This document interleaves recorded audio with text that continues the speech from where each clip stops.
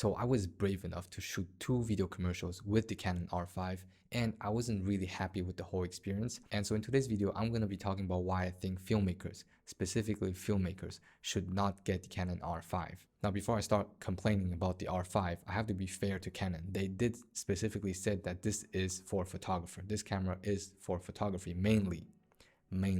But the thing is, everything I see and hear is about their new video capabilities, and I barely see anything about the photography side of this camera. And so I think there's something wrong with the whole marketing about this camera, I guess. As everyone knows, this camera is famous for its overheating. So I shot 2 video commercials with this camera, and the overheating is so real. It's insanely real. Like, you can only shoot very short 4K 120 footage. Otherwise, if you shoot longer than a few minutes, well, maybe it has to do with the environment that I was shooting in, but it did overheat a lot, and when it's shut down, you really don't know when you can turn it on. So if Canon really want to push the video feature of this new camera, at least it has to be stable to a certain point. But the R5 is just, so I've been shooting with the R5 for several days, and only there's one day that it didn't overheat for some reason, and I really want to know why. But the rest of the day, it overheats all the time, unless you shoot in 1080p, which I can just do it with any camera. Why would I rent the R5 then? So I just feel like if you want to push this new video features capabilities, then at least it has to be stable. Otherwise, why would professionals want to use it? Now, all of that is just the first issue I have with the R5. The second problem with it is the file size is insanely huge. Now, I saw Matty talking about the file size as well. As far as I remember,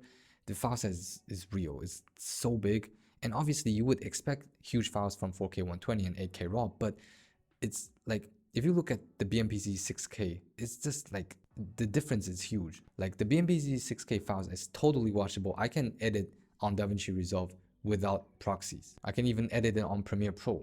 I cannot even open the file and watch it on my PC, let alone edit on DaVinci Resolve or Premiere Pro. So again, the R5 is for photographers.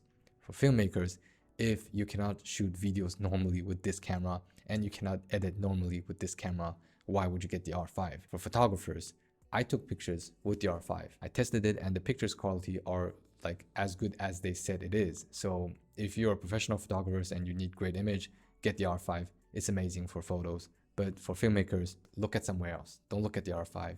That's it with the video. I hope you guys enjoyed, and I'll see you guys next time.